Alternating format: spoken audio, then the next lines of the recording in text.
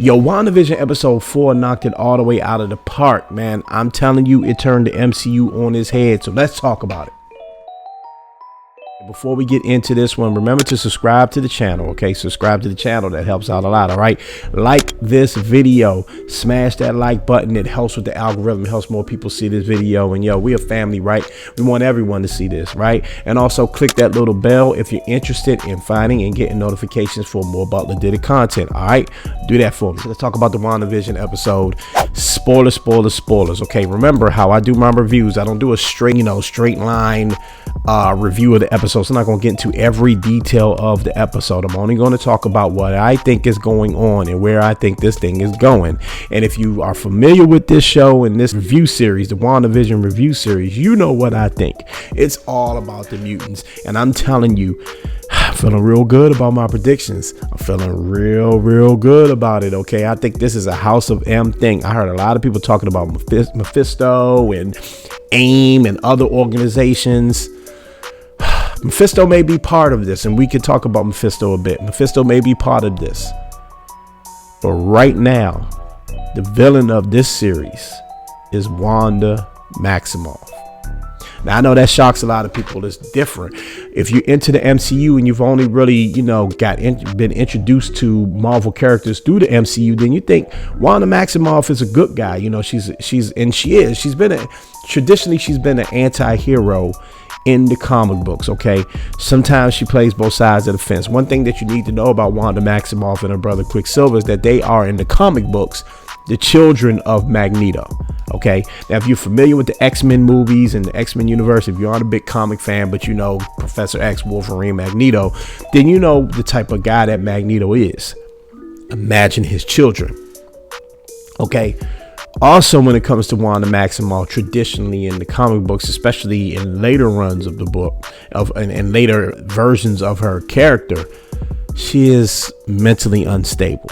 So let's talk about what happens in this episode and really has me excited, okay? Monica Rambeau, the episode starts off with Monica Rambeau being dedusted, I guess, coming back from the big snap that Thanos did. She wakes up in the hospital. She's confused like anyone would be if you've been, wiped off the earth for 5 years, which only feels like 5 minutes in your mind. Okay, you'd be confused too.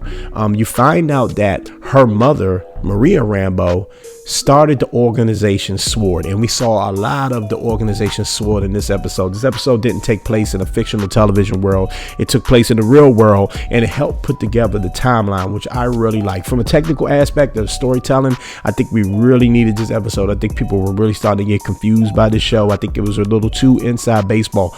I loved it because I grew up reading comic books. I'm very familiar with these characters. I think people that were very familiar with Marvel and the Marvel canon and, the Scarlet Witch and the Vision canon, I think they were satisfied with this series. But I think if you just came into it as a fan of the MCU, you were starting to get confused. So this episode was very important just from a storytelling aspect to see what SWORD does, right? To help make sense of some of the little things you saw in the first 3 episodes, the helicopter, right? Certain characters. Who are these people? You realize that they are just people that have just basically been kidnapped by Wanda. Right? They just been kidnapped, but they live in Westview. They just citizens of Westview, right? You find out a bunch of stuff, and you really find out what's going on with Geraldine, aka Monica Rambeau. Okay, she gets sent on a mission to Westview. It's sort of like a, almost like a nothing mission in her mind. Like, hey, I just got to go down here and help these people fly some drones. She finds out that something very weird is going on, right? She goes and forgive me, y'all, I don't remember the FBI agent's name. Please forgive me. I'm sorry. I watched the episode and I jumped on camera. Okay. But the FBI agent, if you're familiar with him, he was the FBI agent in the Ant-Man movie, Ant-Man 2. Okay. I can't remember his name. Please help me out in the comments below if you remember his name. But I'm not going to get into him. And also the young lady that was in the Thor movies. We could talk about them later because I'm pretty sure they're going to play a big part as the series progresses. I just want to talk about Monica Rambeau and what I think is going on with Wanda, what I'm pretty sure is going on with Wanda. Okay, so Monica Rambeau is called down there. She realizes that there's an energy field surrounding the neighborhood of Westview. Okay, she touches the energy field. The energy field pulls her in. Now we know that Monica Rambeau was under the influence, under the influence of Wanda, of Scarlet Witch. There was a little confusion about that at first. It wasn't, maybe we thought that I kind of thought that she was in there just as like a covert mission, like undercover. No, she was under the spell of Scarlet Witch. The thing that was going on is that she knows what's been going on in the world of the Avengers because she's a member of SWORD. So again, she knows about Ultron. She knows about Quicksilver, right? So when anything sparks her memory, like the conversation she had with Wanda, when Wanda said, "Hey, did you know I was a twin?" It sparked her memory and made her think about, oh yeah, there was this fight with Ultron. Yeah, I heard her brother got killed by Ultron. She said that, and now we see what happened to Monica. Now we knew she got thrown out of there, right? We knew that and it seemed like Wanda may have just like blinked her out of there. No, we saw what happened to her. She was physically thrown out of there, and Wanda told her straight up, "You are trespassing in my world." Wanda Maximoff has lost her mind. She's lost her mind. Now in the comic books, like I said, Wanda Maximoff has been known to be mentally unstable. That makes her incredibly dangerous. Let me tell you about House of M one more time, because I'm gonna keep hammering the House of M point.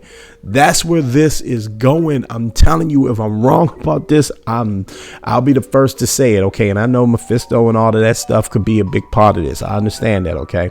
I get it. And she could be controlled by Mephisto, all right? And we will talk about, and I'm going to actually do a part 2 to this video, and I'm going to dedicate it to talking about Mephisto and some of the other theories. But I really want to stress, Wanda Maximoff created this world. It's not in her mind. She literally created this world. The episode ends with Monica Rambeau saying, "It's all Wanda." Okay, now it's only episode 4. I'm pretty sure there's a bigger, entity at play. Again, could be Mephisto. Okay, we can get into that, but we have no evidence of him right now. Right now, what we have evidence of is Wanda Maximoff has the ability to warp reality. They have introduced that into canon, and ladies and gentlemen, now that that's fact and canon for the MCU, anything's on the table. Anything is on the table. Okay, anything. We have a reality warping character in the MCU. Okay, she's bringing people back to life. Vision, we know that. We heard that in the episode, that Vision was confirmed dead. She brought him back to life, and she's able to brainwash people to the point where they don't even know who they are. And she's able to create a world where even people on the outside, you saw earlier in the episode, the 2 police officers said, there's no neighborhood called Westview. We know nothing about it. This is crazy. This is crazy, but it's so exciting. It's so exciting to see that the MCU is indeed confirming how far the multiverse can go. This means that every rumor I've heard about Spider-Man or X-Men or anything like that is absolutely true. We may see characters and actors in this world that we never expected. Okay, that's how groundbreaking this show is, and that's why I really want to stick to that right now with this review. I'm going to do a part 2 to this one. We're going to talk about Mephisto and who that is. I think that deserves an entire episode, so look out for that one. Maybe, let's say we'll put it out on Sunday. Okay, look out for that. Y'all hold me to that. Okay, we're going to put that one out on Sunday. We're going to talk about Mephisto. We're going to get really into who Mephisto is and how he may be taking part in this series. But right now, House of M. Okay, House of M. So what I'm going to do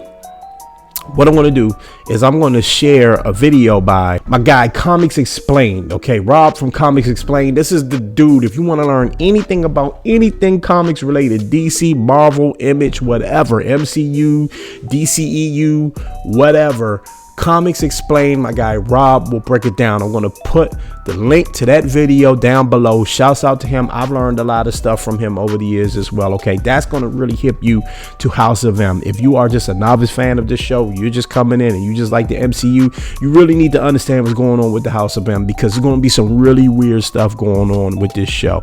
This was the most important episode of this series. Sorry, let me rephrase that. This is the most important thing that's happened and is going to happen for the next phase of the MCU. This is going to set the table, and it did set the table for so much. I can't stress enough how important it is to have a reality warping mutant in the MCU. All right. I want to hear your thoughts. Let's talk about it. Shouts out to everybody that was commenting on the last video, and hit me up on Facebook, hit me up on IG. All my contact is down at the bottom. We can have that conversation.